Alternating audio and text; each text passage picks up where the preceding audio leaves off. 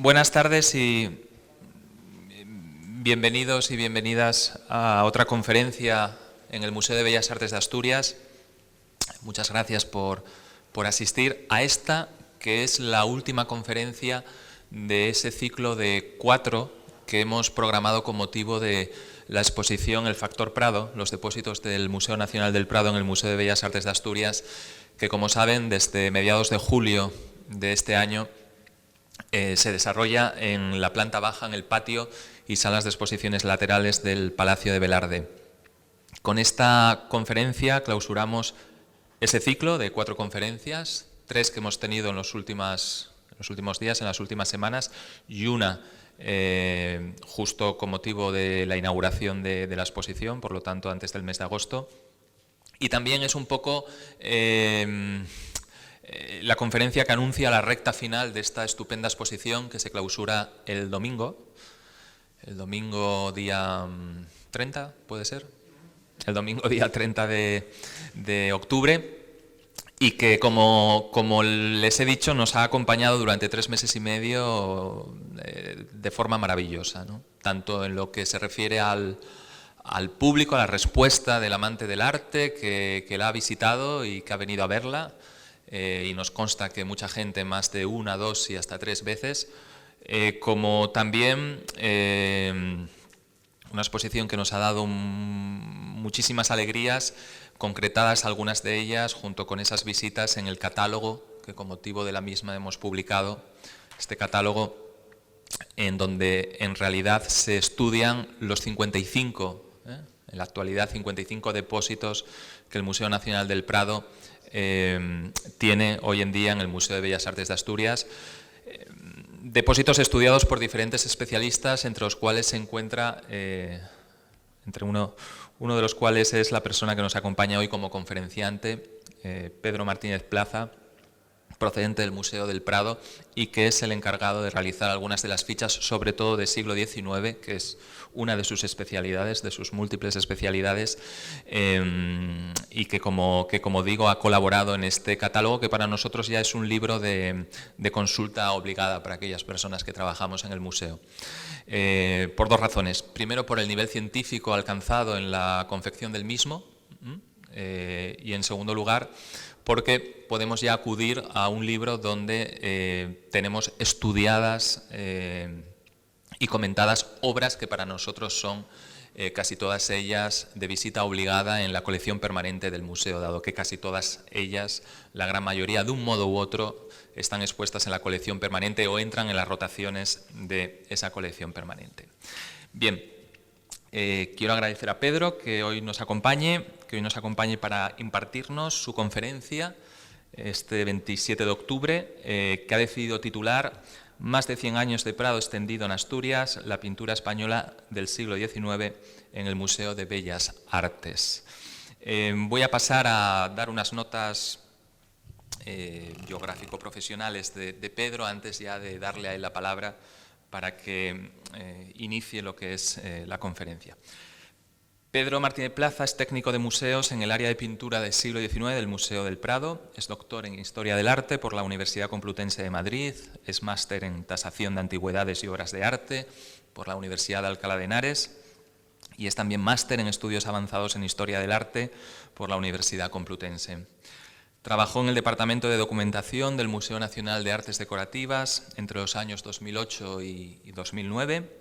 y desde 2010 se encuentra vinculado al área de pintura del siglo XIX del Museo del Prado, donde ha participado en diferentes proyectos, como la coordinación científica del Catálogo General de la Colección, editado en 2015, una obra magna, importantísima, titánica, diría yo, y de la exposición, de la gran exposición, además, los que la vimos guardamos un gratísimo recuerdo de ella, Fortuny, 1838-1874. Dentro de la institución, es decir, dentro del Museo del Prado, ha comisariado el Gabinete de Descanso de Sus Majestades en 2019 y el legado de Carmen Sánchez, la última lección 2021, que fue esta donación que hizo esta profesora maravillosa al Museo del Prado y y de la que se ha hecho esta exposición que, como digo, Pedro ha comisariado. Sus líneas de investigación se centran, sobre todo, como había dicho ya, en el siglo XIX en España, especialmente en la edición de conjuntos epistolares, epistolario del Archivo Madrazo en el Museo del Prado, editado junto con la Fundación María Cristina Massaveu Peterson en 2017, de la mano también de Ana Gutiérrez, y del que se publicará un próximo volumen, el segundo volumen, pues en el mes de noviembre. También se ha dedicado al estudio de la pintura española y de la cultura visual, con especial atención a artistas, por cierto, representados en nuestra colección: Emilio Sala, Cecilio Pla y Antonio María Esquivel, algunos a través de los depósitos, por cierto, del Museo del Prado, sobre los que también Pedro ha publicado algunos artículos. Y una línea de investigación muy importante de Pedro, del doctor Martínez Plaza, es la del coleccionismo y el mercado artístico, a la que ha dedicado muchísimo tiempo, muchísimas publicaciones. De hecho, esa línea de investigación es el objeto de su tesis doctoral, que fue publicada en 2018 bajo el título El coleccionismo de pintura en Madrid durante el siglo XIX. Que es una fuente de consulta constante para los historiadores del arte. Actualmente es miembro del proyecto de investigación Políticas para la legitimación nobiliaria, semejanzas, disimilitudes y apropiaciones en el coleccionismo entre la nobleza y la burguesía española, años 1788-1931, de la UNED, y es profesor del Máster de Formación Permanente en Tasación de Antigüedades y Obras de Arte de la Universidad de Alcalá de Henares. Dicho esto, le cedo la palabra al doctor Martínez Plaza para que comience su conferencia sobre esos más de 100 años de Prado extendido en Asturias, la pintura española del siglo XIX, aquí en el museo. Muchas gracias. Muchas gracias, Alfonso, por tu presentación y también por invitarme a impartir esta conferencia. Enhorabuena a ti y a todo tu equipo, en especial a Gabino Busto, por el resultado de la exposición, el resultado visual, pero también el resultado en número de visitantes y de intereses que ha despertado, el que ya se ha convertido en un ejemplo de lo que forma parte de la nueva política del Prado, que es fomentar estos depósitos del Prado que a partir de ahora se van a llamar, o se están llamando ya, se están conociendo con el nombre de Prado extendido. Por eso y bueno, por otras razones que ahora voy a comentar, pues quería titular esta conferencia de esta forma. Bien, y quería, lo primero de todo, mostrar mi alegría por estar aquí, haciendo mías las palabras de un visitante ilustre de esta tierra, o como otros tantos visitantes que vinieron a lo largo del siglo XIX por aquí, a Asturias, que es Eugenio de Ochoa, cuñado de Federico de Madrazo y de Luis de Madrazo, del que hablaremos ahora. Federico de Madrazo representado bien en esta colección, y bueno, que nada más llegar a Asturias, a Oviedo, a la ciudad de Oviedo, pues decía: qué país este tan encantador, desde que se llega cerca de León no te lo puedes figurar. En fin, no ocultaba su enorme alegría por haber llegado por primera vez a esta tierra, un personaje además como Eugenio Ochoa, que ya había viajado constantemente a Francia y que conocía muy bien otros territorios, pero que sintió especial cariño por esta tierra. Bueno, luego lógicamente le impresionó bastante la ciudad, y la segunda parte de la carta, que no he querido suprimir, bueno, pues no se preocupen, porque voy a usar lógicamente el castellano, que es mi lengua materna, para impartir la conferencia. No lo voy a imitar en este caso, intentando imitar como el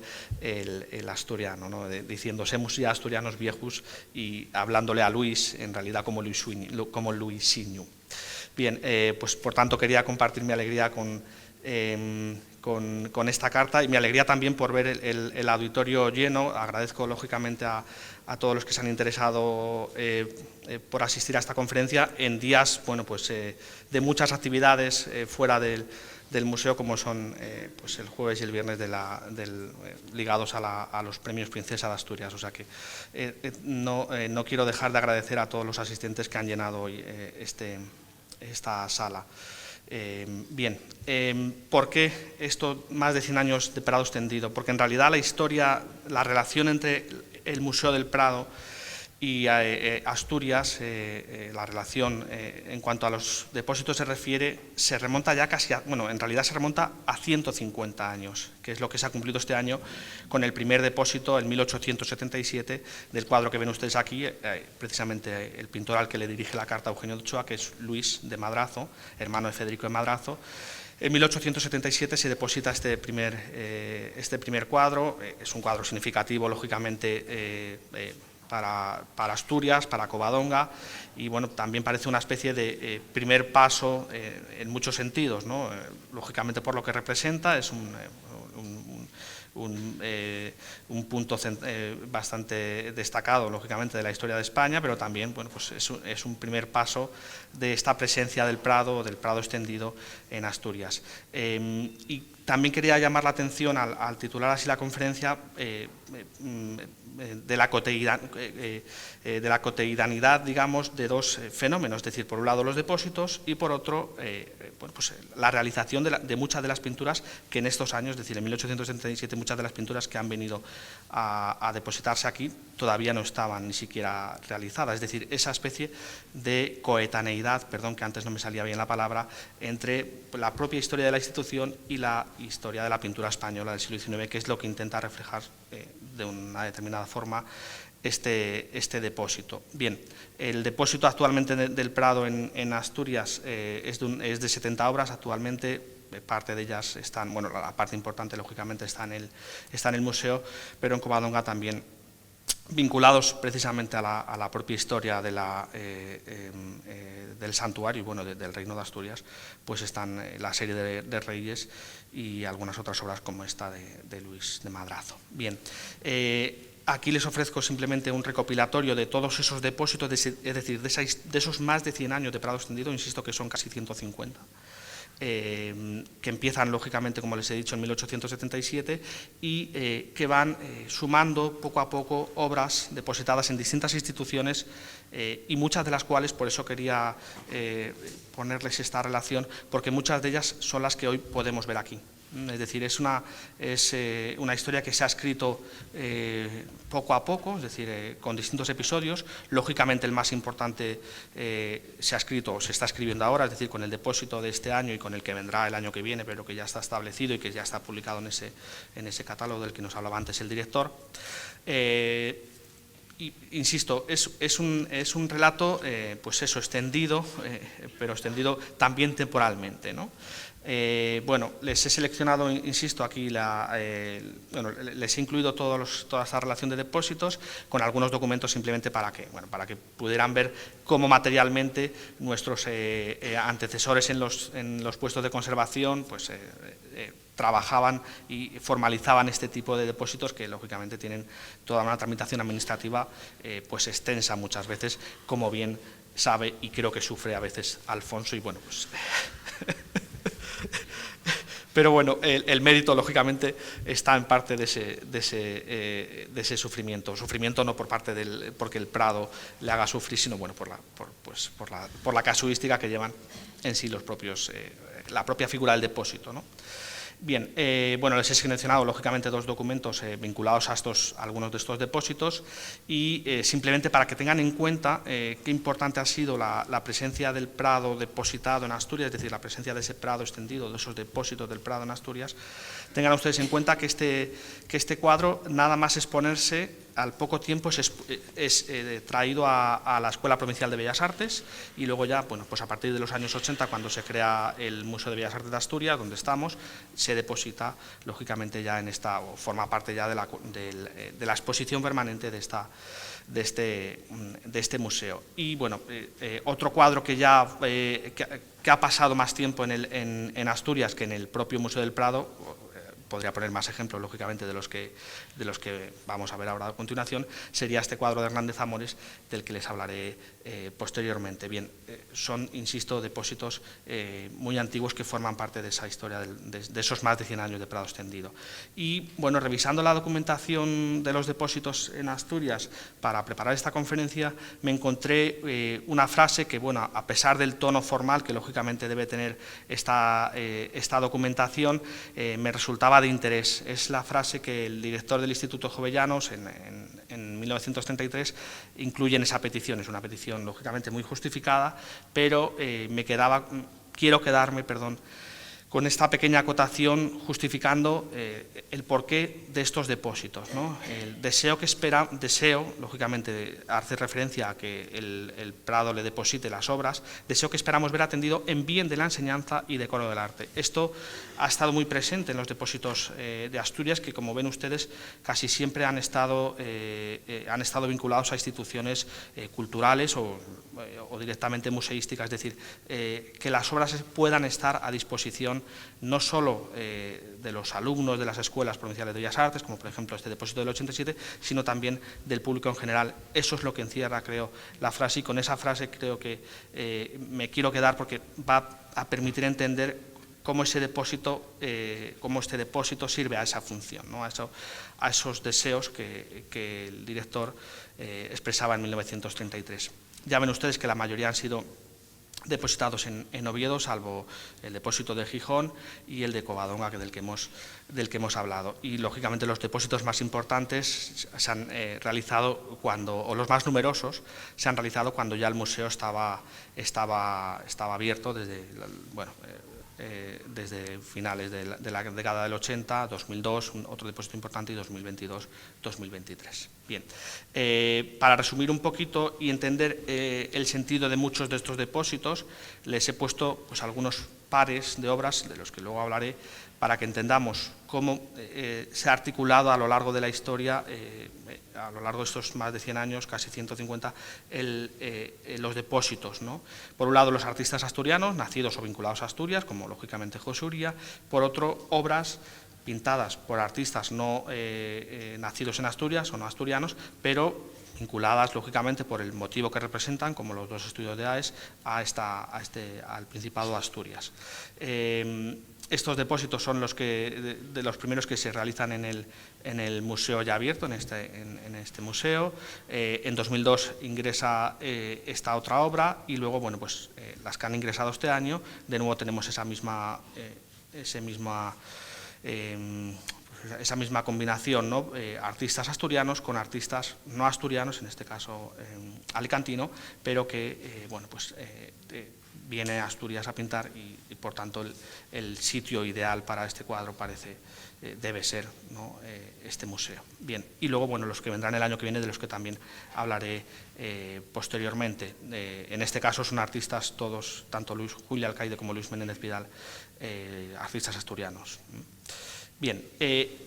a partir de ahora, hecha esta especie de explicación de a dónde se remonta la historia de este Prado extendido en Asturias, me voy a ceñir a distintos géneros para ir explicando en qué ha consistido este depósito de pintura del XIX desde el siglo XIX. Y voy a intentar agruparlos en función de géneros o de asuntos. Bajo la nostalgia del pasado, en realidad, lo que quiero mostrar son diversos cuadros de gran interés, y ahora me explicaré por qué digo de interés, muy reproducidos. Es decir, un cuadro muy reproducido, por ejemplo, es este, lo que demuestra el interés, lógicamente, que tiene para la comunidad científica, y que se articulan en torno al Cecilio Pizarro y al Vicente Poleró especialmente. Bien, de Cecilio Pizarro es este cuadro de Ayer y Hoy, pintado en 1863, donde la reflexión es fácil, es decir, es la reflexión del paso del tiempo y, sobre todo, de determinadas decisiones administrativas y comportamiento humano. Me refiero a las desamortizaciones como decisión administrativa, pero comportamiento humano, pues todo lo que se hizo con el patrimonio desamortizado, o todo lo malo que se hizo con ese patrimonio, que es lo que vemos aquí. La lectura del cuadro es fácil, pero implica otras lecturas subyacentes que voy a intentar, otras comparaciones que voy a intentar ir desgranando. Es decir, lo que hasta el siglo XIX había servido, lógicamente, como capilla de enterramiento y como había tenido su función, ¿no? desde finales del siglo XV, principios del XVI, pues se ha convertido a partir de la desamortización o de las desamortizaciones de la década de 1830 en patio de juegos de niños, ¿no? Bien, esta comparativa del ayer y hoy en realidad era una idea propia del romanticismo, no solo del romanticismo pictórico, no solo de la pintura romántica, sino también de la literatura. Y para eso he traído este ejemplo para que podamos entender cómo es un cuadro muy singular, es decir, es un cuadro para que ustedes, ahora lo vamos a ver mejor, pero insisto en que es un cuadro singular, pero lógicamente hay que entenderlo en contexto. No hay otro cuadro igual, que conozcamos, no hay otro cuadro con este planteamiento en la pintura española, pero lógicamente tiene su contexto detrás, es decir, es entendible no solo por el propio pintor, por la trayectoria científica del propio pintor, sino también por el contexto cultural donde se crea, ¿no? Entonces, en ese contexto cultural estaba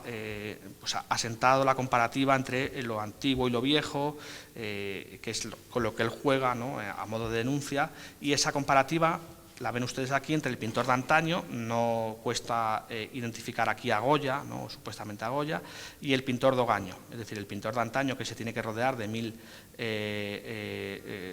cacharritos para aplicar sus fórmulas, y el pintor de hoy, lógicamente del 1865, que bien vestido, con su batín, pues pinta en un cuadro pequeño, es decir, un pintor, el paso más o menos de casi 70 años entre el pintor del siglo XVIII y el pintor del primer tercio del siglo XIX, ¿no? Esta comparativa, insisto, está detrás del cuadro de Cecilio Pizarro, pero también hay otra especie de asociación más extraña, lógicamente no justificada, puesto que los pares estereoscópicos, lo que les estoy enseñando aquí, son posteriores, pero parece como que juega de una manera muy parecida, es decir, en un mismo golpe de vista, a través de los dos ojos, tú te colocas el cacharrito de cristal, la placa de cristal en el estereoscopio y ves un juego comparado de las dos imágenes, que en este caso y en muchos otros son casi exactamente iguales, ¿no? Hay una especie de asociación, insisto, a pesar de que estos cristales se ponen de moda posteriormente, ¿no? Bien, y por otro lado, este cuadro, lógicamente lo tenemos que comparar con, y esto permite entender muy bien cómo el Depósito del Prado se incardina dentro de la gran colección que tiene el Museo de Bellas Artes de Asturias y permite hacer lecturas comparadas. Lógicamente muestra una visión muy diferente a la que había defendido Genaro Pérez Villamil en cuadros como este, La procesión de la Catedral de Oviedo. Es decir, es una mirada del pasado completamente diferente. Esta es una mirada del pasado fantástica, inventada, pero aquí lo que hay es sobre todo una denuncia clara, ¿no? Hay una denuncia hacia los desmanes de la desamortización. Y esta comparativa, insisto, que funciona muchas veces. El estilo es el mismo, es decir, el gótico final, pero bueno, el lenguaje, lógicamente, es la intencionalidad es muy diferente, ¿no? Ya digo que este es un cuadro único incluso dentro de la propia producción de Cecilio Pizarro, que sí es cierto que había pintado a menudo los interiores, sobre todo de las iglesias de Toledo, desamortizados y bueno, pues fruto de la barbarie y de la inconsciencia humana, que ahora pues vuelve al ámbito de los museos, por otro lado, al que no quiero dar publicidad, pero bueno, que lógicamente siempre ha estado presente a la hora de atentar contra el patrimonio, y esto es lo que denuncia de una manera muy diferente aquí, quizá más velada, Cecilio Pizarro en estos dos cuadros y en otros tantos, ¿no? Cecilio Pizarro, por otro lado, es un artista también vinculado a Asturias. De hecho, les traigo aquí un dibujo de la portada de la Cámara Santa de la Catedral de Oviedo que se conserva en un álbum facticio, es decir, es un álbum donde Cecilio Pizarro fue pegando dibujos que había hecho en épocas diferentes de su vida, y bueno, pues precisamente este, que además está perfectamente identificado y que vincula también a Pizarro, es decir, es uno de esos artistas que pasó por esta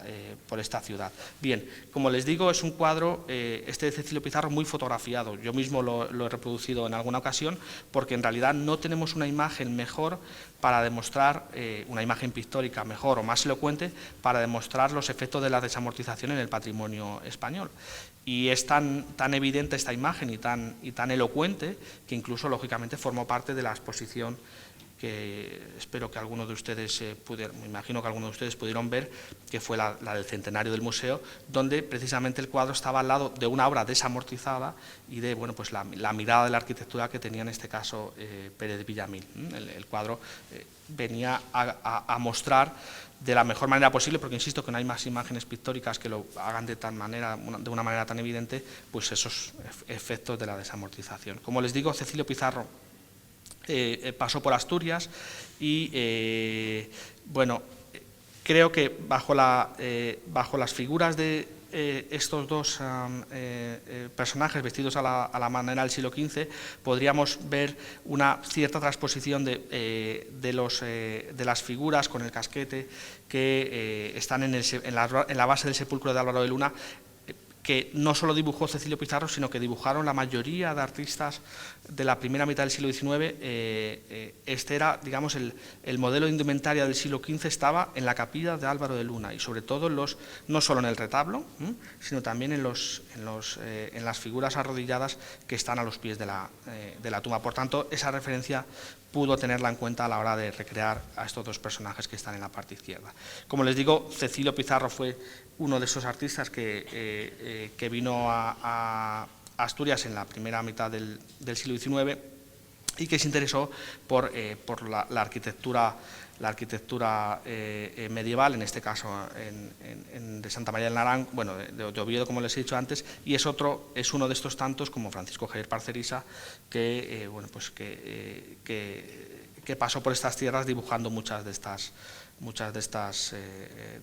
lo que entonces se conocía como antigüedades, pero que en realidad eran edificios, sobre todo. Bien, el siguiente cuadro, también un cuadro muy singular, y también imagen de muchas veces cuando tenemos que hablar del siglo de oro o del Buen Retiro, pues usamos este cuadro que en realidad es ficticio, es decir, es una recreación del Buen Retiro, no es que todos los cuadros los cuadros que ven ustedes aquí jamás estuvieron juntos en el Buen Retiro, es una especie de recreación ideal que Vicente Poleró pinta ya en una fecha muy tardía, pero es un cuadro, insisto, también tan elocuente como el otro y imagen ilustrativa muy a menudo. Bien, el cuadro se titula La cámara de Felipe IV en el Real Sitio del Buen Retiro.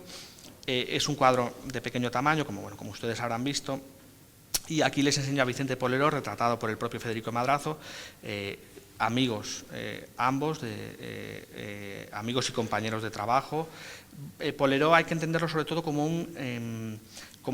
era pintor, pero también era tratadista y restaurador, y casi ha pasado más a la historia del arte como tratadista, puesto que muchos de sus cuadros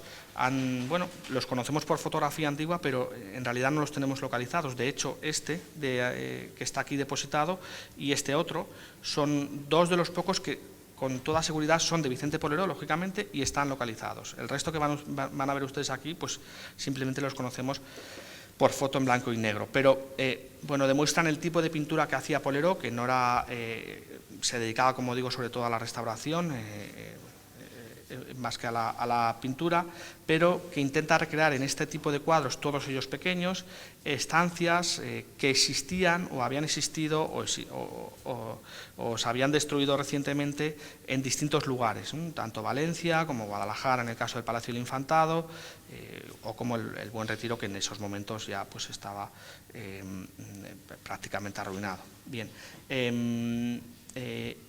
son siempre pinturas de pequeño tamaño, insisto, donde lo que Poleró busca es ofrecer una imagen convincente, pero no basada únicamente en la arqueología, es decir, en la realidad histórica. Busca más crear una imagen convincente y también una imagen que gusta al espectador, es decir, que el espectador pueda detenerse y pueda observar los cuadros, identificarlos, es decir, que pueda jugar, interactuar con el cuadro, ¿no? Bien. Este cuadro del que estamos hablando está muy relacionado con este otro, que es la cámara, de nuevo el mismo lugar, pero bueno, que tiene algunos cambios, sobre todo en la parte superior. Lo ven ustedes aquí, los cambios, algunos de ellos. Bien, lo que Vicente Poleró recrea, insisto, es un salón del Buen Retiro, por tanto, como estaba el convento de los Jerónimos muy cerca, San Jerónimo el Real, incluye a un monje jerónimo y bueno, pues incluye a 3 personajes históricos que ahora veremos. Pero lo importante en realidad es las pinturas que coloca, ¿no? Son todas pinturas de la colección real que él conocía muy bien. Él había sido conservador del Escorial, había trabajado también como copista en el Museo de la Trinidad. Eso lo cuentan en las memorias que se conservan, unas memorias inéditas que se conservan escritas por el propio Poleró. Y bueno, pues simplemente para que ustedes vean la identificación de algunos de estos cuadros, tenemos a Felipe III y su mujer, las Meninas, Felipe IV como cazador, Mercurio y Argos, y bueno, el príncipe Baltasar Carlos y otros cuadros de caza que ahora vamos a ver. Es decir, combina por un lado los retratos reales y por otro los cuadros de caza. Los retratos reales que ven ustedes aquí, una pintura mitológica y también la pintura de caza. Y esto se debe a un hecho muy concreto. Vicente Poleró era un magnífico cazador, era su afición principal fuera de su dedicación profesional a la pintura y a la restauración, y de hecho llegó a escribir un tratado de caza que él firmó con un segundo apellido inventado, en realidad era Vicente Poleró y Toledo, pero que sabemos que es suyo porque además en las memorias está hablando constantemente de caza y bueno, es fácil deducir que el libro es suyo y además lógicamente esta especie de guiño a la caza, a las escenas de caza, pues justifica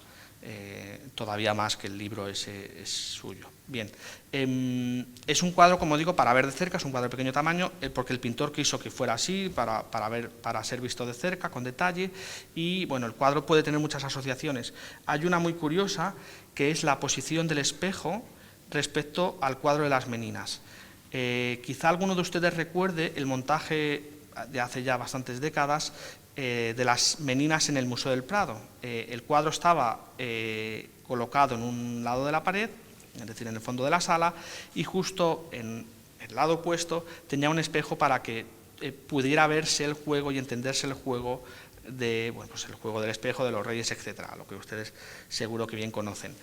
Parece como si Poleró quisiera adelantarse a esta disposición museográfica que ocurrió casi un siglo después, colocando, ¿no?, o haciendo esta especie de guiño de juego como si supiera ya y lógicamente conociera que para entender bien las Meninas había que mirarlas o mirar directamente al espejo para hacer ese juego, ¿no? Bien, más allá de eso, como ya les he dicho, es una escena, insisto, vuelvo a insistir, inventada. Los cuadros no estuvieron nunca juntos porque hay muchos de la Torre de la Parada que lógicamente estaban en la Torre de la Parada hasta un determinado momento. Hay cuadros del Salón del Buen Retiro, etcétera. Es decir, él crea una imagen ideal y en esa imagen ideal lógicamente pasa algo. Y lo que pasa es pues una conversación entre la reina Mariana de Austria, Carlos II,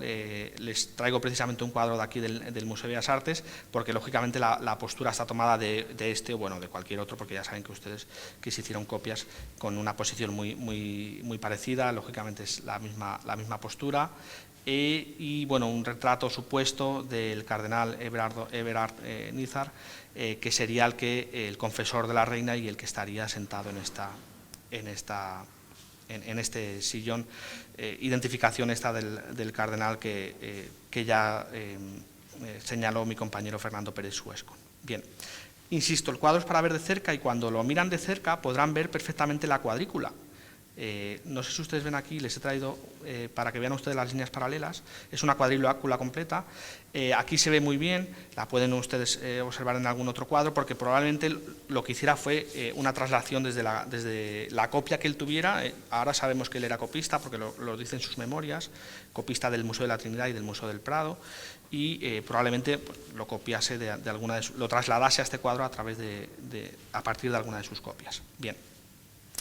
Y este cuadro de Poleró, en realidad hay que entenderlo como uno de los últimos eslabones de una pintura de interiores de arquitecturas que en la pintura española se había comenzado a prodigar en la década de 1850. El gran maestro en realidad fue Pablo Gonzalo Pérez, uno de los primeros cuadros que pinta precisamente está depositado por el Prado en el Menard de Barcelona, y lo que interesa muchas veces es esa descripción arquitectónica. Muchas veces la perspectiva es el ejercicio principal del pintor, y en el caso de Pablo Gonzalo, que fue profesor de perspectiva, mucho más, pero esa arquitectura está vestida con personajes a la época, es decir, de la época, en este caso de principios del siglo XVI. Es decir, el edificio se representa tal cual es, pero además se tiene que ambientar o con pinturas o con personajes de la época. Y en esa tradición también está otro cuadro, lo traigo por ser un pintor asturiano, que es Ignacio León y Escosura, que es en realidad es el último gran cuadro de estos interiores, en este caso es el propio estudio del pintor, pero para que entiendan el cuadro de Polero dentro de esta tradición, del que precisamente Polero sería uno de los últimos que lo cultiva. Ignacio León y Escosura en realidad solo hace este cuadro. Bien, y en esa tradición de interiores, pero con un punto de vista ya muy diferente, estaría el Arco del Rey Casto en la Catedral de Oviedo, de José Uría, de un pintor asturiano, que funciona muy bien si lo comparamos con una fotografía del Prado, casi coetánea, probablemente hecha 2 o 1 año después, que es esta de Cernuda, que es la puerta del Panteón de los Reyes, bueno, es así como está titulada en la parte inferior, y la entendemos mejor porque entendemos el punto de vista muy original de Uría, que no la representa de frente como la coge la cámara fotográfica, sino que la representa desde un lateral, eliminando el retablo que hay aquí e incluyendo supuestamente, bueno, el libro se había publicado creo que en 1884, a Ana Ozores, ¿no? Esto es una teoría que hoy prácticamente está desmentida, pero no deja de ser sugerente que la que figura aquí sea la regenta, ¿no? Ana Ozores, puesto que el libro se acaba de publicar hacía 3 años, ¿no? La primera parte. Bien, y este cuadro, como digo, ya forma parte, digamos, de ese interés por los interiores, pero en realidad es un tratamiento pictórico ya muy diferente, un tratamiento pictórico que funciona bien si lo comparamos con otro cuadro que vamos a poner ahora, que es 2 años posterior, que es de Sorolla, porque es un tratamiento pictórico lógicamente mucho más deshecho, donde lo que interesa sobre todo es, a estos pintores les va a interesar mucho la decoración escultórica de interiores, sobre todo de portadas, donde muchas veces ocurren cosas, es decir, la escena aquí es muy sencilla, es únicamente una mujer, ya sea Ana Ozores o no, en un reclinatorio, pero donde insisto que lo que interesa sobre todo es la volumetría de la arquitectura. Y para que vean ustedes un ejemplo, bueno, 3 años posterior, había dicho 89, pero es 90, está este de Sorolla, la procesión en la Catedral de Burgos, donde, insisto, lo que interesa de nuevo es el interior de las catedrales o los interiores arquitectónicos, con la descripción de la escultura, de los relieves escultóricos menuda pero muy marcada, y donde ocurren diferentes hechos, normalmente religiosos, lógicamente, ambientados, la mayoría de ellos, en el pasado, en un pasado lejano, en este caso, finales del siglo XVI, por la indumentaria. Bien, hecha esta distinción para hablar de estos 3 cuadros, vamos a pasar a analizar brevemente los paisajes, que es otra parte del depósito muy importante y que tiene mucho sentido por lo que ahora vamos a ver, dada la importancia del paisaje en Asturias a finales sobre todo a partir de 1884, ¿no? Bien, y para que entendamos los pequeños cuadritos de AES, les he traído varias cosas de Cecilio Pla, que es un pintor también representado en la colección del propio Museo de Bellas Artes, pero que están vinculadas a Asturias, ¿no? Esto es Cecilio Pla junto con otros compañeros artistas en San Esteban de Pravia, luego vamos a volver sobre esta foto, y esto es años después, lógicamente estos años 80, esto ya es al final de la vida de Cecilio Pla, es pintando él en la playa de Gijón. Les traigo esto porque quiero que ahora se fijen en esto, y bueno, para que entiendan ustedes que lo que vamos a ver de AES en realidad forma parte del trabajo del pintor, del que también formaban parte los cuadernos de dibujo. Les he traído uno simplemente les pongo el cuaderno cerrado, porque precisamente es también de Asturias. Bien, pues si nos vamos a la fotografía de Cecilio Pla pintando en la playa de Gijón, vemos que tiene el maletín abierto, está pintando y ven ustedes el pequeño formato de lo que está pintando, es decir, no es un gran lienzo, sino que es una tablita o un lienzo preparado o claveteado directamente en el maletín, ¿no?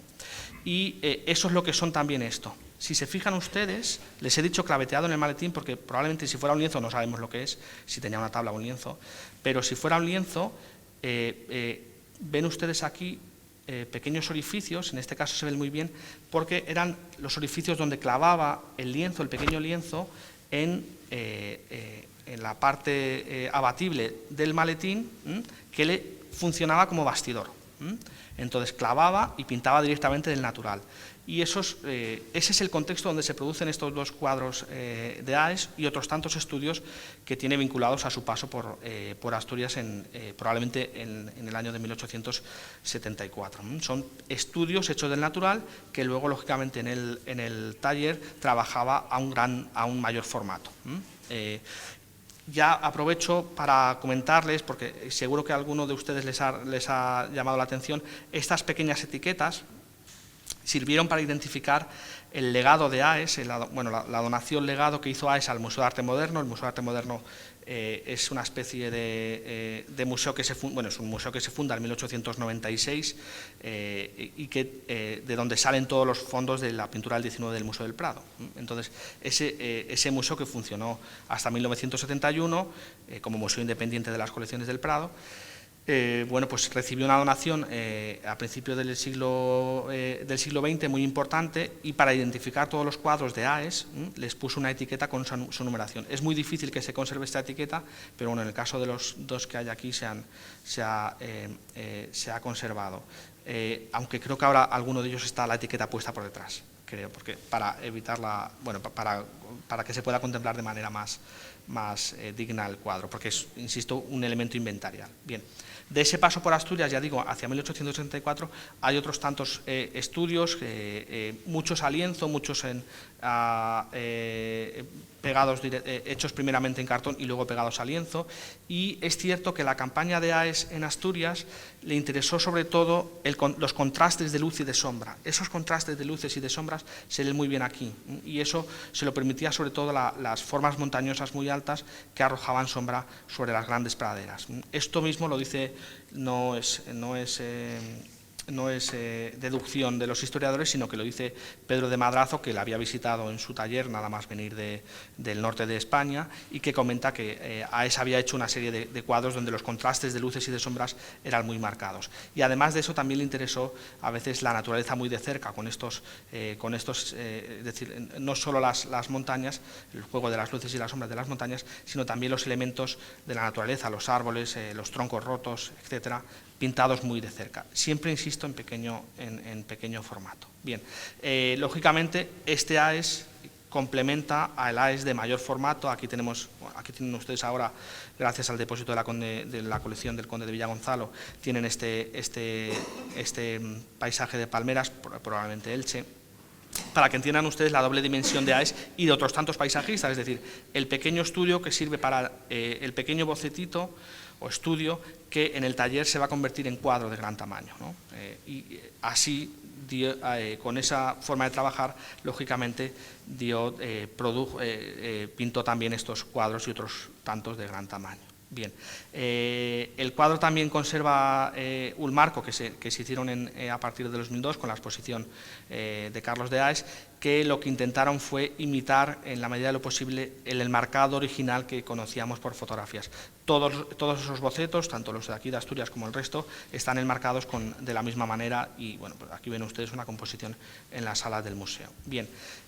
uno de los discípulos importantes de Aes fue Agustín Lardi, artista de origen extranjero, vinculado a la famosa Casa Lardi, al famoso restaurante Lardi de Madrid, que,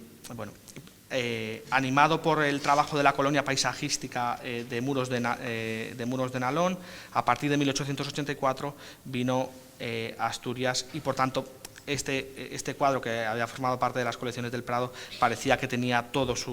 que tenía gran interés en ser depositado aquí, puesto que había estado pintado en Asturias y se vinculaba, como ya digo, al trabajo de esta colonia paisajística, donde Lardi fue uno de los que vino con mayor asiduidad. Bien, les dije antes que iba a volver sobre esta foto. Ven ustedes aquí, están todos identificados. Bueno, esto hace bueno y malo para la conservación de la foto, en eso no voy a entrar, es una identificación antigua que probablemente hizo el propio Cecilio Pla, porque la grafía es la misma que la suya. Y bueno, pues en el número 3 está precisamente, fumándose un puro, está Agustín Lardi. Que en el año 89, justamente, cuando o había pintado o iba a pintar este cuadro, es decir, es de esa misma campaña, que son pinos. Cecilio Pla también tiene algunas obras de pinos hechas en Asturias en colección particular, justamente de este mismo año, del año 89, bueno, vinculados a esta campaña y a este viaje que hicieron junto con otros tantos, con Castro Plasencia, que es el maestro de todos y la cabeza visible de la colonia, y bueno, pues con otros que ustedes pueden ver aquí. Tomás García San Pedro, que también está vinculado al museo, a las colecciones del museo, etc. Bien, otro de los artistas vinculados a esta colonia paisajística sería Tomás Campuzano, del que se ha depositado ahora y del que se depositará el año que viene este de Ribera de Cudillero. Y además son cuadros muy diferentes entre ellos. Me quedo casi con el carácter evanescente que tiene esta escena, que es una escena de puerto, probablemente de Bilbao, una escena industrial, donde bueno, es una marina, pero en realidad parece más interesado por el trabajo de los barcos de este gran carguero, insisto que probablemente sea Bilbao, y bueno, que contrasta con este otro cuadro mucho más esmerado, mucho más acabado, donde bueno, y mucho más también significativo para entender el trabajo de esta colonia artística de la década de 1880 en San Esteban de Pravia y en alrededores, que vinculaba, que se caracterizaba por el trabajo de la naturaleza junto con el de la figura humana. Es decir, normalmente muchos de ellos van a combinar la naturaleza con la presencia de los propios habitantes de la tierra, ¿no? Un depósito importante para entender el trabajo de otros artistas que hasta ahora no estaban muy vinculados al trabajo de la colonia. Este, de hecho, es el único cuadro que conservamos de este pintor, de Antonio Amorós, un pintor alicantino, vinculado con este trabajo, con el trabajo de la colonia de Muros de Nalón, pero bueno, el propio título no deja lugar a dudas que está hecho en Asturias. Probablemente sea el Valle, en el concejo de Carreño, y esta sea la iglesia de Santa Eulalia. Insisto que probablemente, esta ficha la he hecho yo y creo que es así, pero bueno, podría cambiarla, puesto que bueno, la topografía, según la pude mirar, coincidía bastante con el cauce del río, con los lavaderos que estaban precisamente en esta zona, con la posición de la iglesia, etc. Bien, el cuadro lógicamente remite a una pintura anterior, pero precisamente por remitir a esta pintura vemos cómo su estancia en 1886, la estancia de Amorós en Asturias, cambió su sentido de la pintura completamente, cambió su sentido de las figuras, pero también de la propia entonación. Y esto lo vamos a ver muy bien ahora después, o lo vemos ya si quieren. Fíjense ustedes cómo cuadros de estos mismos momentos y posteriores tienen una entonación mucho más grisácea, mucho más plomiza, pero sin embargo mucho más apagada, pero el cuadro que hace en Candás, si lo comparamos con este otro, que es el mismo tema, vemos cómo bueno, es un cuadro brillante de color, de iluminación, con este verde que es el mismo verde que había utilizado Campuzano y que había utilizado Lardi. Es un verde propio del trabajo en esta colonia artística, que lógicamente comparten entre ellos ese sentido del color, y eso se ve muy bien, este color en estos verdes. Y insisto, la idea primigenia de esta composición lógicamente está en este cuadro que había pintado en Roma. Es el mismo concepto, es decir, el cauce del río,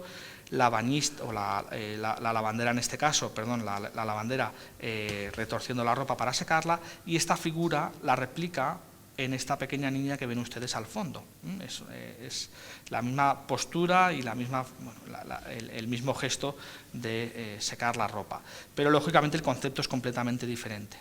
Y este es uno de los cuadros de este nuevo depósito que mejor permite entender esa vinculación entre la figura humana y el paisaje que caracteriza el trabajo de esta colonia artística, una de las más importantes junto con otra que vamos a ver ahora en el sur de España. Bien, bueno, para que entiendan ustedes ese sentido del color, ese sentido verde y esa unión del paisaje con las figuras, característico, insisto, de este trabajo en la escuela, que era una escuela de verano, es decir, ellos acudían lógicamente durante el verano, cuando acababan las clases y el trabajo en la corte, venían a disfrutar de su estancia aquí. Y bueno, lógicamente hay que hablar también vinculado por el tema, pero no porque este artista esté vinculado a la escuela de Muros de Nalón, de este otro cuadro que de nuevo nos representa las lavanderas. Es uno de los, la verdad es que esto es un cuadro un poco incógnita porque por lo poco que conocemos de Eusebio Pérez Balluerka, es decir, y que demuestra ser un pintor, un muy buen pintor.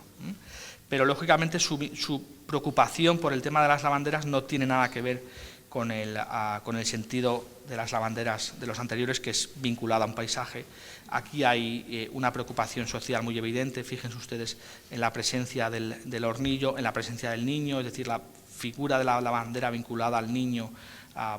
pues, demuestra el trabajo esclavo, lógicamente, de estas lavanderas que poblaban los alrededores de la ciudad de Madrid y que bueno, fueron motivo frecuente de otros tantos pintores, pero que en el caso de Eusebio Pérez Balluerka pues deja quizá la mejor expresión del trabajo de este colectivo en la ciudad de Madrid, de una calidad asombrosa y con una dignidad humana en las figuras que demuestra ya pues una preocupación más cerca de la pintura social, ¿no? Sobre todo con la presencia pues eso, que está demostrando la esclavitud de este trabajo. Bien, para que vean ustedes la comparativa, una comparativa que puede resultar muy absurda, fíjense ustedes cómo las lavanderas del Manzanares lógicamente habían sido tratadas ya como tema costumbrista desde la pintura del romanticismo o del final del romanticismo. Fíjense ustedes cómo lo concibe Manuel Rodríguez de Guzmán, con una escena completamente idílica donde las lavanderas se dedican poco menos que a filtrar con los soldados, a ligar o como lo quieran llamar, y bueno, pues se entretienen su trabajo mientras un ciego tañe su laúd, ¿no? o un músico callejero viene a tocarle. Es decir, es una concepción completamente diferente y tampoco tiene nada que ver el cuadro de Eusebio Pérez Balluerka con la concepción de las lavanderas como figuras de paisaje. Por eso les pongo este cuadro, para que entiendan ustedes de una manera muy fácil cómo aquí hay una conciencia social muy clara ya. Bien, otro pintor vinculado al trabajo de la colonia artística de Muros de Pravia es José Robles Martínez. Cuando mencionaba de los problemas que lógicamente el director del museo y su equipo tienen para armar el depósito y para llevarlo a efecto, pues me acordaba de la anécdota de este cuadro, que bueno, lógicamente vendrá, esperemos, pero que bueno, no deja de suponer un esfuerzo humano y económico también muy importante para este museo, el recuperar y el hacer efectivo este depósito, y eso es lógicamente de agradecer por parte de la institución depositaria que es el Museo del Prado. Bien, pues volviendo a José Robles Martínez, este pintor, que no era de origen asturiano, también está vinculado a la colonia está vinculado a Asturias, pero también al trabajo, porque él ya había venido aquí en 1867, pero posteriormente se vinculó también al trabajo en esta colonia artística de Sant Esteban de Pravia. Bien, quiero que se queden ustedes con esta imagen, porque esto es la propia letra de José Robles, es un documento que conserva el Museo del Prado, es una autobiografía suya, muy pequeña, y en esa autobiografía menciona una florinda. Hay muchas versiones de esa florinda, pero probablemente sea esta misma que ustedes ven aquí, que había entrado en 1904, justo cuando se escribe esta autobiografía. Se la escribe al director del museo, del Museo de Arte Moderno, y en ella le dice que los cuadros principales son Florinda, y otros tantos, pero el primero es precisamente Florinda. probablemente insisto, aunque hay muchas versiones de este cuadro, probablemente sea este mismo que acababa de ingresar en el museo y que lógicamente sabía que ya formaba parte de las colecciones. Bien, lógicamente aquí el cuadro todavía no ha sido restaurado, lo será cuando llegue a los talleres de restauración del museo y aunque el cuadro lógicamente representa a una niña asturiana, una niña conocida con nombre y apellidos que es Florinda, que nos muestra unas flores, es decir, es el doble juego, el nombre de la niña, pero también el de las lilas, que es lo que está mostrando, pero en realidad forma parte de una tradición iconográfica, la de las niñas jóvenes inocentes con flores en la mano, que está muy bien representada aquí con un cuadro realmente relevante del trabajo de Luis Álvarez Catalá, en realidad su primera obra importante, que es la chochara, es decir, estas figuras de romanas, de niñas romanas, de chocharas, que muchas veces, en el caso de Álvarez Catalano, pero en otros muchos casos, muchos pintores las representan con flores en las manos. De hecho, si ustedes se fijan en la última chochara importante pintada por un pintor español, que es Pablo Picasso, aunque no me créanme que esto es de Pablo Picasso de 1917, ven ustedes que lo que lleva aquí son flores y está ofreciendo flores. Por tanto, el cuadro supone una transposición de esas chocharas romanas que habían pintado muchos artistas españoles que habían ido a Italia y que simplemente era un argumento iconográfico muy sencillo, la mujer ofreciendo flores. Bien, y junto con esa escuela paisajística radicada aquí en Asturias, había otra escuela paisajística contemporánea que estaba radicada sobre todo en Alcalá de Guadaira, en Sevilla, en una localidad de Sevilla. Y en torno a ella trabajaron algunos artistas y entre esos artistas estaría Andrés Cánovas y Gallardo. Por tanto,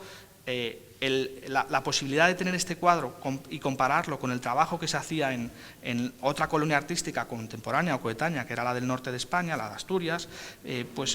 es de hecho muy útil. Además es que es un tratamiento y una proximidad al paisaje muy diferente.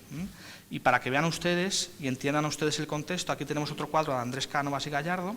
que es La caída de la tarde, junto con otro de su maestro, que es Emilio Sánchez Perrier,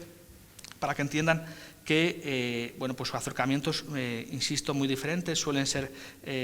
paisajes hechos a la caída de la tarde, con una entonación muy plomiza, con verdes muy oscuros, nada que ver con la vitalidad, paisajes apagados, paisajes lógicamente sin figuras, con un sentido del paisaje, insisto, completamente diferente al de la colonia de San Esteban de Pravia. Bien, y este cuadro, a pesar de su pequeño tamaño, tiene mucha relevancia para la iconografía de la ciudad de Sevilla, que lógicamente había interesado,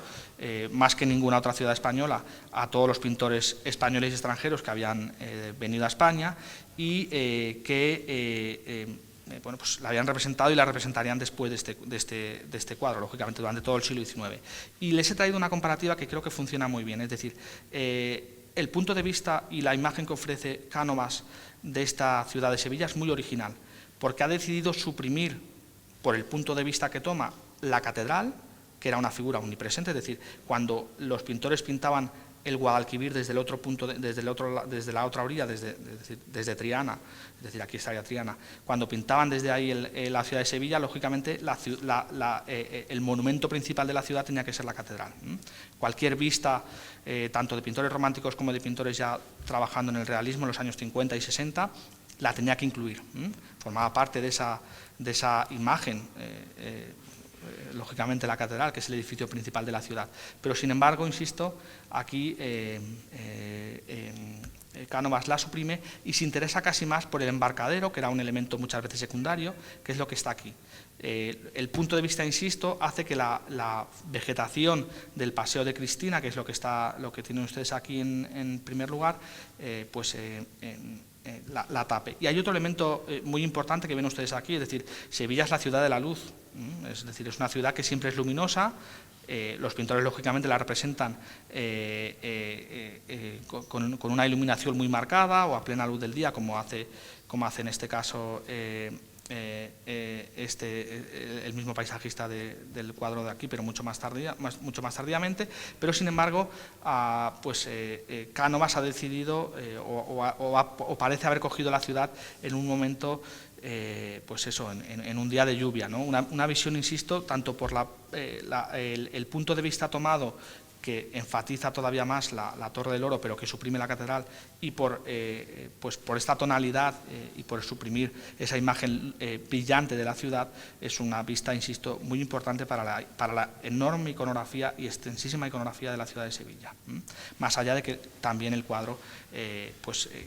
sirva mucho para entender el trabajo diferente, la diferencia del trabajo de una colonia artística, la de Alcalá de Guadaira, y la de aquí, la de Asturias. Bien, en cuanto a la vida cotidiana, quería centrarme primero en el cuadro más antiguo, que es el de Paulino de la Linde, una asturiana. En realidad es una asturiana posiblemente en Madrid. Ahora me voy a explicar. No es una asturiana aquí en Asturias, sino una asturiana trabajando en Madrid, que es donde Paulino de la Linde estaba radicado. Paulino de la Linde era un pintor granadino, pero que había ido a trabajar a Madrid, y que es un pintor muy poco conocido, del que hay un catálogo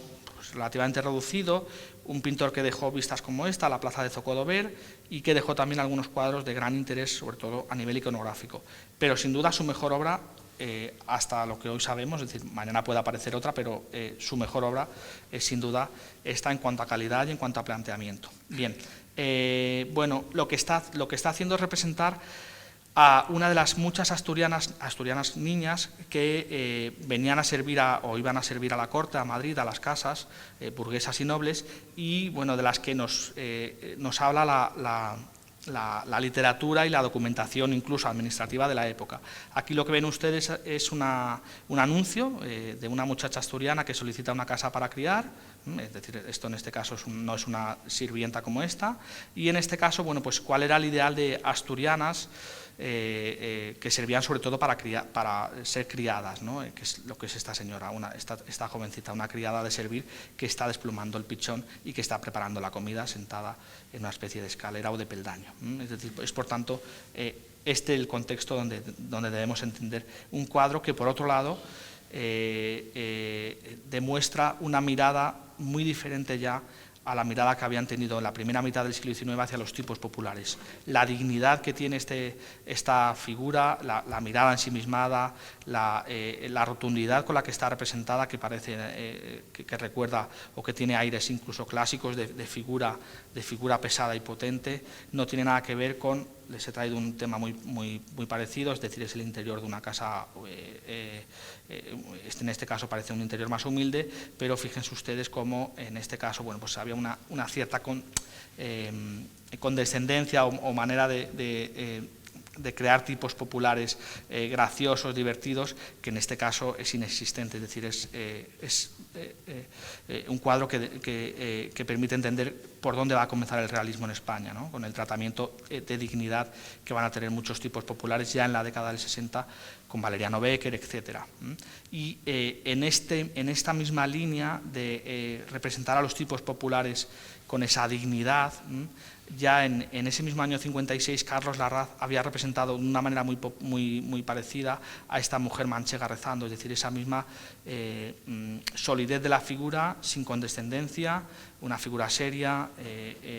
con un dibujo muy marcado que creaba esta figura sólida, ¿no? Y lo mismo haría en la década siguiente, bueno, 5 años después, Dionisio Fierros, del que vamos a hablar ahora, con este pobre salmantino sentado. Es decir, es esa misma manera de representar los tipos populares, ya ajena completamente al romanticismo, a cualquier anecdotismo o a cualquier condescendencia fácil con el espectador. En realidad son verdaderos protagonistas ellos mismos, ¿no? Con su dignidad. Y muchos, insisto, lógicamente son tipos populares, tipos de las clases populares. Bien, otro cuadro lógicamente importante en este depósito por la vinculación, bueno, por el origen propio de Dionisio Fierros, es la salida de misa en una aldea de las cercanías de Santiago de Galicia, que en este caso ha estudiado en el catálogo Javier Barón, y bueno, del que, como él mismo dice, pues es fácil entender que lo que hace es una especie de composición retomando tipos que había pintado o que pintaría incluso después, como esta figura que ven ustedes aquí, que bueno, pues le sirvió antes o después para este otro cuadro que salió el año pasado al mercado y que les he traído. Bien, el cuadro forma parte de una serie de escenas vinculadas a Galicia, Él las pintó en Madrid a partir de dibujos hechos en su campaña en Galicia. Y el otro cuadro mucho más singular, porque de nuevo estamos ante una iconografía muy extraña, es decir, es una iconografía pues casi única, es este palco en la ópera o en el Teatro Real, que de las dos maneras pueden verlo denominado, aunque en el catálogo figura como palco en el Teatro Real, que lo que muestra, bueno, pues en realidad es una escena burguesa, ¿no? Y es un cuadro, insisto, muy original, porque hasta entonces, hasta estos años, la imagen de la diversión de la burguesía, y ahora voy a volver para atrás, o la imagen de la sociabilidad burguesa y nobiliaria había quedado reducida únicamente a ilustraciones de revistas y a ilustraciones de libros. Quizá la más elocuente sea por cómo se tratan a esa nobleza o a los distintos tipos de la nobleza y de la burguesía, sea este libro bien conocido, que es Los españoles pintados por sí mismos, de Ramón de Navarrete, donde, bueno, pues sí tenemos muchas imágenes del ocio de la burguesía, imágenes que, insisto, tardaron mucho en llegar a la pintura de gran formato, como el cuadro de Dionisio Fierros, y que tampoco tuvieron un gran éxito posterior en el caso de la pintura española. Bien, por otro lado, bueno, les traía aquí un fragmento porque permite entender la coqueta, es el fragmento de la coqueta, permite entender que lo que hace esta señora pues es más o menos lo que ya había dicho en los años 40, en el año 42, Ramón de Navarrete respecto al comportamiento de la sociedad, en este caso de las mujeres, en los teatros y en este caso la ópera, ¿no? Parece que lo que está buscando, según dice el propio, si interpretamos que está haciendo lo mismo, es buscar a amantes, a confidentes o a novios, en fin, lo que está haciendo con esto es buscando a chicos jóvenes, en este caso en la parte inferior, en el auditorio, y bueno, pues aquí dice que cuando no los encuentra abajo, mira para otro lado y intenta buscar esa complicidad, ¿no? Bien, por eso este cuadro es singular, sobre todo, ¿no? Quiero insistir en eso, porque es una imagen de sociabilidad muy extraña en la pintura española, y que en realidad no va a tener grandes ejemplos posteriormente, no va a tener grandes cuadros, o casi, bueno, los va a tener, pero no de gran entidad, ¿no? Y por eso es un cuadro, insisto, muy singular. Es un cuadro que el marcado es así, como les enseño aquí, y que a mí me recuerda, parece que lo que tiene detrás Dionisio Fierros, de hecho hay un libro publicado recientemente donde se habla de la relación entre Fierros y la fotografía. Parece que lo que tiene detrás es precisamente pues una especie de daguerrotipo. Muchos daguerrotipos, no todos, pero muchos tenían un formato ovalado, y parece como, además el daguerrotipo como objeto estaba vinculado sobre todo a la burguesía. Igual que otras representaciones anteriores podían haber estado más vinculadas a las clases populares, pero el daguerrotipo desde el principio pues, fue lógicamente utilizado por la burguesía, que era quien se lo podía permitir. Por tanto, parece una asociación clara ver que detrás de este formato puede estar también una especie de daguerrotipo o el propio formato de muchos de los daguerrotipos. Bien, bueno, simplemente les enseñaba aquí para que entiendan ustedes que Dionisio Fierros también tuvo un paso efímero,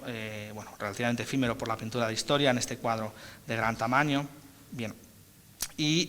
en esta vida cotidiana, en este repaso por la vida cotidiana, me quedan algunos capítulos. Uno de ellos sería el del mercado en un pueblo de Asturias, que bueno, quizá lo más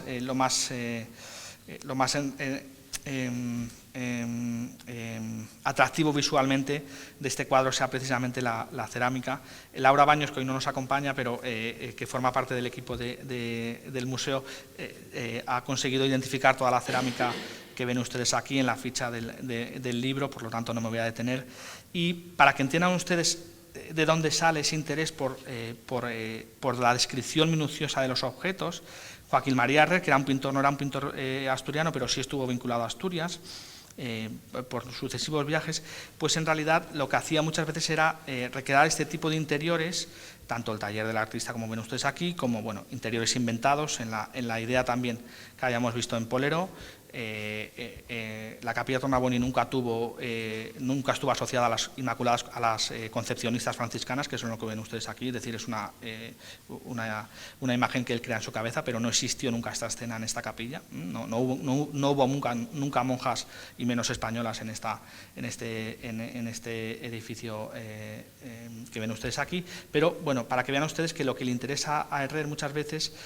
de una manera muy parecida a Poleró, es la descripción minuciosa de los objetos, por mucho que a veces le pueda fallar la perspectiva, como pasa un poco con el cuadro del Mercado y como pasa también en el que ven ustedes a su izquierda. Bien, otro cuadro importante, porque es uno de los últimos que pinta Antonio Pérez Rubio y porque demuestra un punto de partida de lo que hubiera sido su pintura posterior si no hubiera fallecido trágicamente poco después, es este del Carnaval de Madrid, que es una tabla muy pequeña, pero muy elocuente de por dónde iba a ir el trabajo de Antonio Pérez Rubio, de un pintor madrileño vinculado, nacido, mejor dicho, en Navalcarnero. Por eso les he traído este cuadro. Bien. Antonio Pérez Rubio había representado sobre todo con una factura pictórica muy cercana a lo goyesco, a lo que entonces se entendía como goyesco, una pintura deshecha, etcétera. De hecho, se le considera muchas veces como un seguidor de lo goyesco. Había representado muchas veces, pues, y era su trabajo principal, escenas históricas, pero siempre de pequeño tamaño, para ser más vendibles que los grandes cuadros de historia. Bien, pero bueno, a partir de 1887 decidió cambiar de rumbo y dedicarse sobre todo a pintar escenas costumbristas. Este sería uno de los cuadros que conservamos y que tenemos identificado de este cambio de tendencia que finalmente, ya digo, la muerte le sobrevino trágicamente y no pudo llevar a cabo. Bien, el carnaval que se describe lógicamente es el de Madrid, vinculado al Paseo del Prado y al Paseo de Recoletos, donde la principal característica del carnaval, tal y como lo describe la literatura costumbrista contemporánea a este momento, a la década del 80, es que los disfrazados pues iban a recogerlos en calesas o en distintos carruajes y los montaban para dar paseos por las arboledas del Paseo del Prado y de Recoletos, que es lo que ven ustedes al fondo. Bien, ese depósito de 2023 incorporará varias obras de Menéndez Pidal, un artista nacido en Pajares y por tanto muy vinculado a Asturias, tanto él como lógicamente toda su ilustre familia de la que procedía. Y bueno, este es uno de ellos, que lo he traído aquí porque es vida cotidiana, es una pintura en realidad, bueno, pues de costumbres, es la subida en realidad al monte, él mismo lo describe así, como subida al monte para trabajar, para empezar el día, este es un labrador que va con sus herramientas para comenzar a trabajar, y ese depósito se completará el año que viene con el cuadro de Julia Alcaide Montoya, Las frutas. Es un cuadro importante que ella expone en Roma en 1911, en una exposición internacional que hay en Roma en ese año, muy importante para el prestigio de la pintura española, y ella va allí con este cuadro. Julia Alcaide en realidad forma parte de una tradición de pintores y pintoras bodegonistas. El patriarca o el muñidor de todas ellas es Sebastián Gesa, al que todas miran y al que todas tratan de seguir, no de imitar, sino de seguir. Y la otra gran pintora, también muy vinculada al trabajo de bodegones, sobre todo de bodegones estacionales, es decir, lo que está representando aquí es un bodegón de estación, granadas, uvas, etcétera. Son frutas de una determinada época del año, y lo mismo es decir, en este caso sobre todo uva moscatel, que está también vinculada al otoño. Bien. En cuanto a la historia de la religión y el mito, creo que me tengo que reducir un poquito, bueno, porque ya llevamos una hora. Quería comenzar con este cuadro, que es uno de los primeros depósitos que se hacen en Asturias, aunque ya se hace en los años 30. Es un cuadro importante de Germán Hernández Amores y que complementa, lógicamente, otro cuadro de una temática completamente diferente, pero que permite entender la doble vía expresiva de Hernández Amores, de este pintor murciano, pintor religioso de gran consideración, pero que también, por su estancia y formación en París,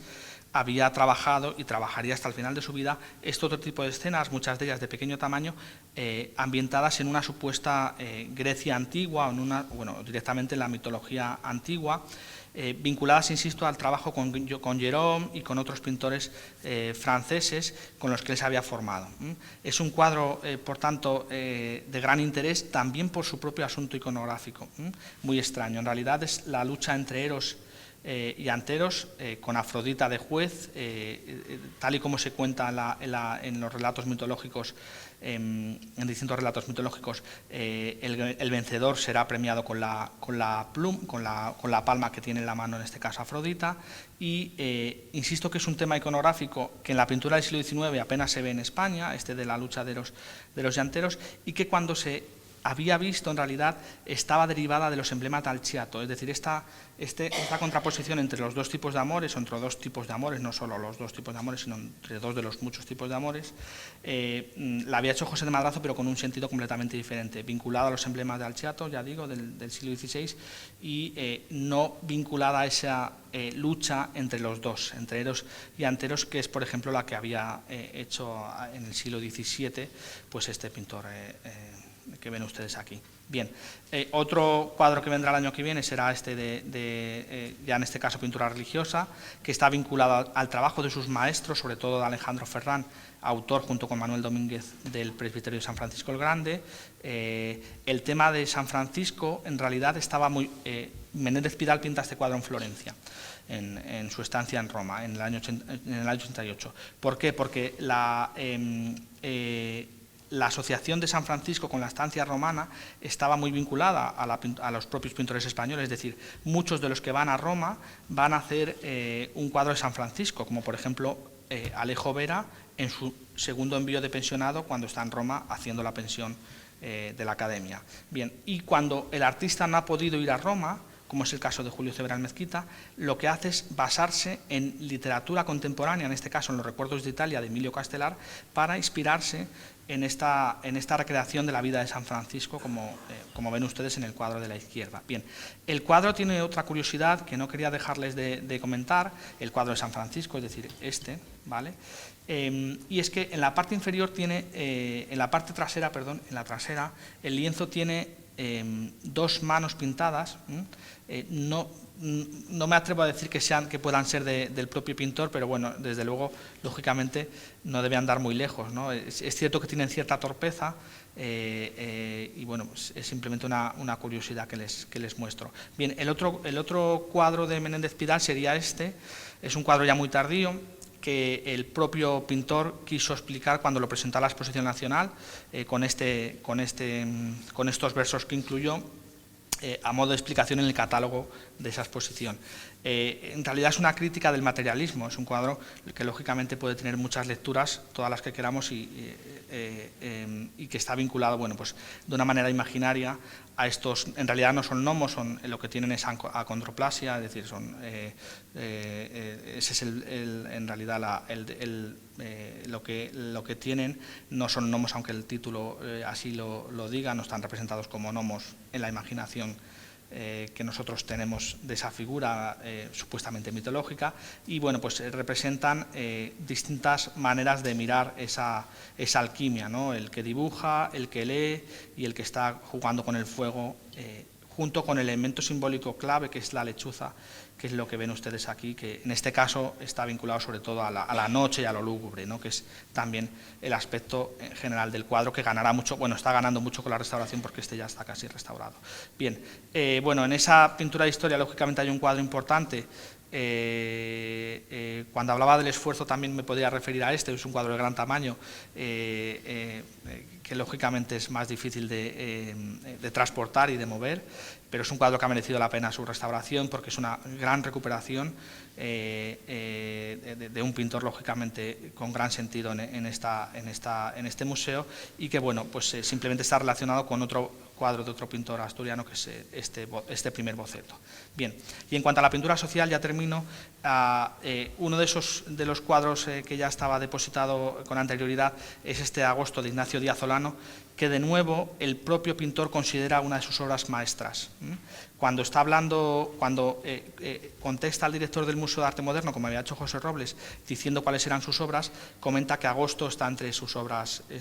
principales, junto con la tríade en Álava, que por desgracia no conocemos su paradero. Bueno, es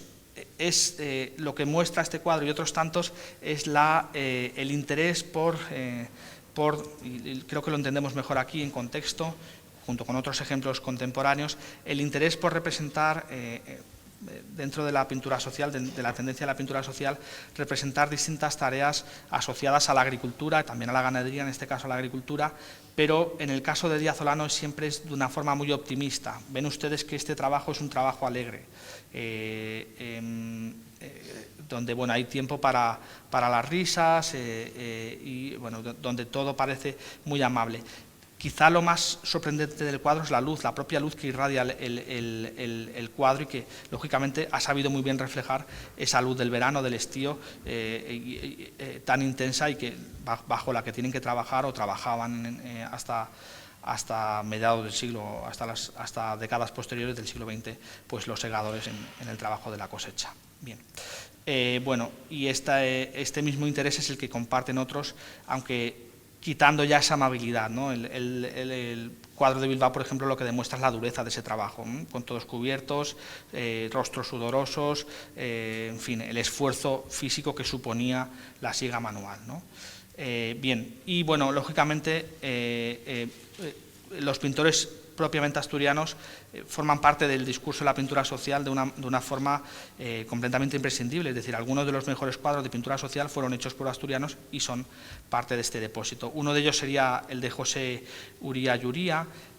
donde bueno, lo que muestra ya es la muerte del padre y del marido, y donde los malos o los opresores están justo al fondo, pero donde reside el principal foco de luz, es decir, la zona más iluminada para que el espectador no le pase desapercibida es esta de la parte derecha, es decir, aquí están los guardias a caballo, los que se han encargado de reprimir esta huelga. Bueno, todo en ello es muy elocuente, es decir, desde el propio cuerpo del fallecido hasta su herramienta de trabajo, lógicamente tirada en el suelo, indicando que ya no va a volver a levantarse, etc. Bien, y ese cuadro está vinculado al éxito anterior, este cuadro es del 92, el anterior es del 95, que había tenido en la exposición del 92 el primer gran cuadro de huelga vinculado al trabajo industrial, sobre todo en los Altos Hornos o en el norte de España, que había pintado Vicente Cutanda en esta huelga de obreros en Vizcaya, que ahora está expuesto en el museo. El cuadro, este es una de las primeras grandes consecuencias o primeros cuadros importantes que viene a demostrar el éxito de este cuadro anterior. Bien, y es un cuadro, el de Uría, que permite compararse con este otro del propio Cutanda, porque muestra además